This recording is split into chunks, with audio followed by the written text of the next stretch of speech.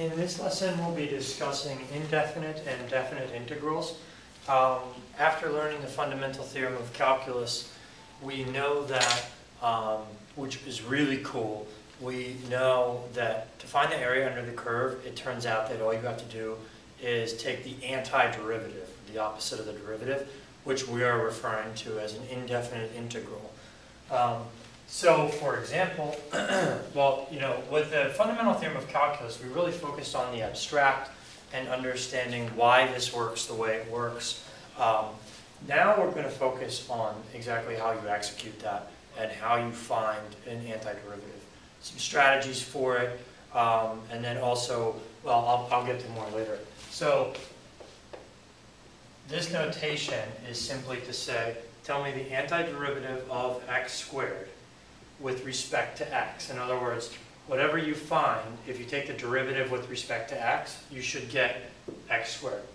So this one would be x to the third, because we want to raise the power by 1. But if I took the derivative of that, I'd get 3x squared, and this one doesn't have a 3 in it. So in order to get rid of that 3, I multiply it by 1/3. So just to check it, if you took the derivative of this, you'd get 3 times a third, which is 1, x to the second, and then also potentially there could be a constant value added on to that. So the derivative of 1/3 x cubed is x squared, derivative of a constant is 0. And we don't know what that constant is. We call that thing the constant of integration. There's only in certain problems when you have other constraints can you actually find what the c value is. So I'm just going to do a couple of these antiderivatives for you, walk you through some pretty typical techniques, but basically the idea is always you're going to be trying to dream up what function could I find that if I take the derivative of that function, will I end up back at the original posed question. So I'm going to do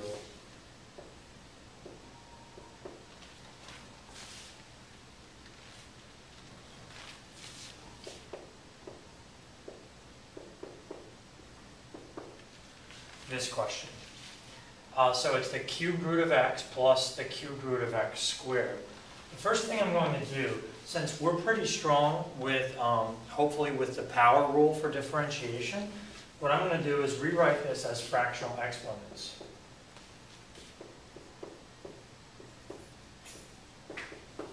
So upon finishing this one, we'll have had some more practice with reversing the power rule. So we want the power to go up by 1. In order to go up by 1 from this one, it has to be 1/3 plus 1 whole is 4/3. But if I took the derivative of that, I'd have 4/3 x to the 1/3. So my power would be right, but not my coefficient. So I want to get rid of the coefficient here since that one is 1. So I'll put 3/4 here. Again, this is a very typical technique to put the reciprocal of the power that we used. 4/3 times 3/4 will give us 1x to the 1/3. So we've dealt with that term. Try the next one, see if you can do it. And hopefully you tried and you've resumed the video.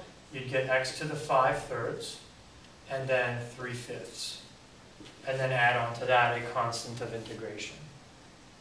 So if you took the derivative of the red stuff, you'd get back to the original question.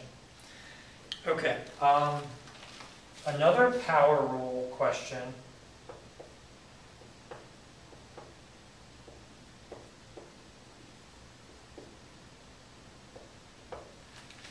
Say that was the question. The first thing I would do is make this a little bit more user-friendly, because taking the antiderivative of that, if I replace that with a cube, I've got a couple major problems here. One is that a chain rule is going to be involved. The other is that a product rule is going to be involved. And we are not yet equipped to be reversing product rules and chain rules. What we're good at, hopefully, or by the end of this, what you'll be good at, is doing term by term, like antiderivative of that is that. So what I'm going to do is multiply that thing out. So it'll be 5x x squared plus 6x plus 9 And again, this dx is here for two reasons. Well, with two uses. One reason is that it represents the width of those rectangles. Remember that we added up infinitely many rectangles? Dx represents the width of the rectangles, and this represents the height of the function. It's also there to tell us which variable we are differentiating with respect to. Okay, now we are at a point where all I've done, again, I've done it in black just to keep it in the same notation, is all I've done is rewritten the problem in a more friendly way. So give yourself a chance now to anti-differentiate all of that, and then you can see what I've done with it in a second.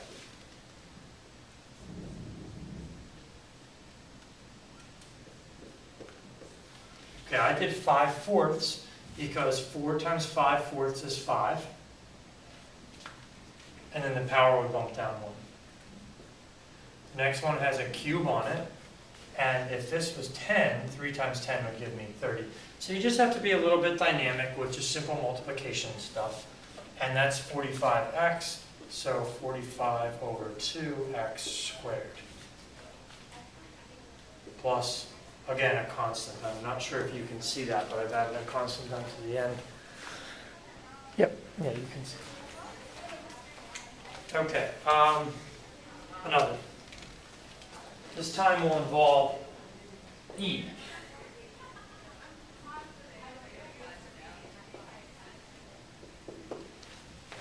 So we're trying to find the antiderivative of e to the x. And we know e to the x is special because its derivative was itself e to the x. Therefore, its antiderivative is also e to the x plus my power goes up, and I adjust my coefficient accordingly. So we've basically dealt with lots of powers, a little bit of e.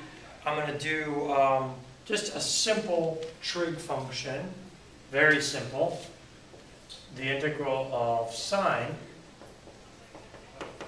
is, well, think about it. Hopefully you thought this. Again, I'm hoping that you're pausing the video as you go. Don't just be a drone who plays it or iChats while you're doing it. So anyway, the antiderivative, if you took the derivative of cosine, you'd get the sine. I'm sorry, I don't know if I said negative. The derivative of negative cosine, and you'd get the sine.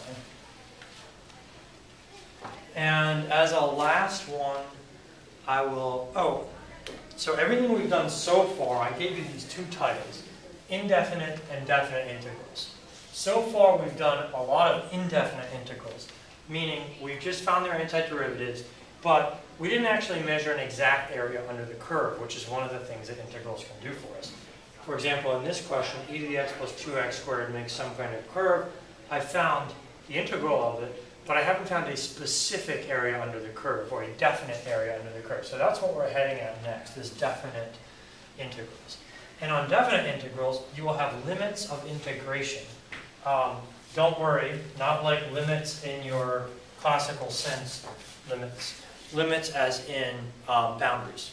So we'll do a couple of those. Let's go from 1 to 3 of, well, actually, we'll go from 0 to 2 of x squared.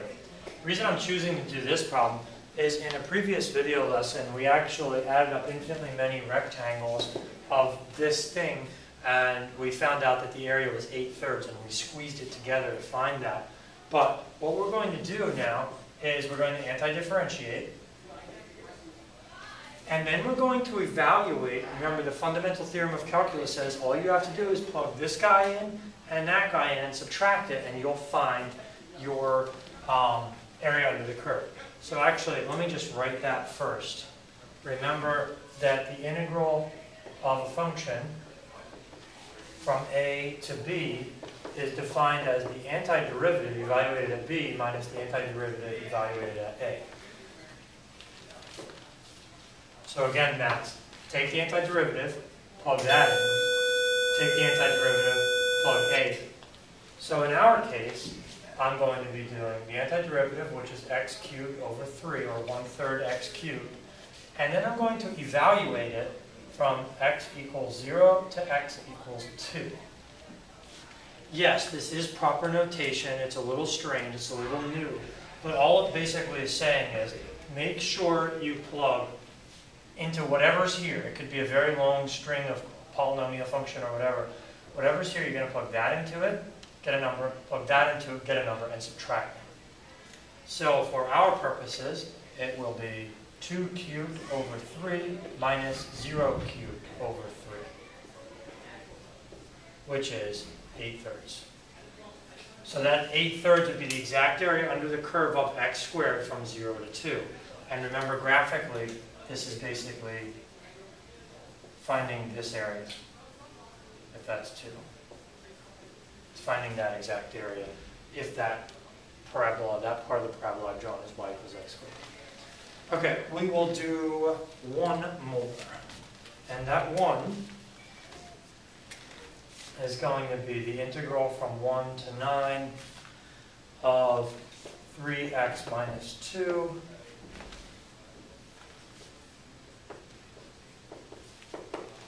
and what I'm going to choose to do first here is divide. So we're going to go from 1 to 9. 3x divided by root x, that's x to the 1, right, x to the 1, and that's x to the 1/2. So this is actually 3x to the 1/2 by subtraction of powers, minus 2x to the negative 1/2. So no calculus has been done there, just a little simplification. And from there I'll take the antiderivative. So this would be x to the 3 over 2. And now I maybe need to think, 3 over 2 times something, and I need to get 3. Oh, that's just 2. So 3/2 times 2 would give me 3, then the power is correct. I'm leaving my sign off, you'll see why in a second.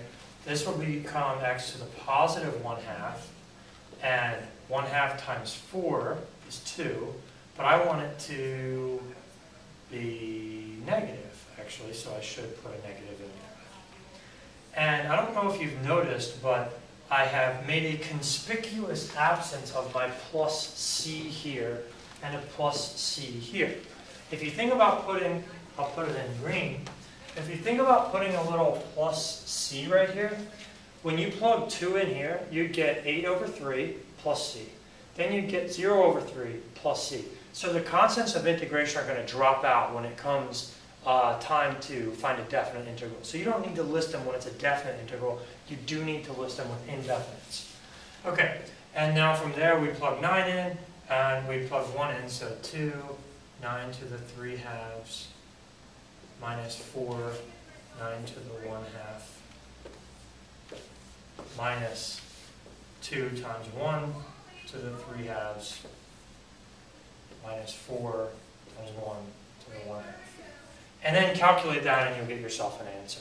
So whatever that turns out to be, looks like that's 27, that's 54 minus 12, and 54 minus 12 is 42, and this one you get 2 minus 4, that's negative 2, so that's going to be plus 2 because negative, negative, so it looks like you get 44. I want to, let me check the time and then tell you how to do this on your calculator. So on your calculator, what you can do, just grabbing mine, is if you type the function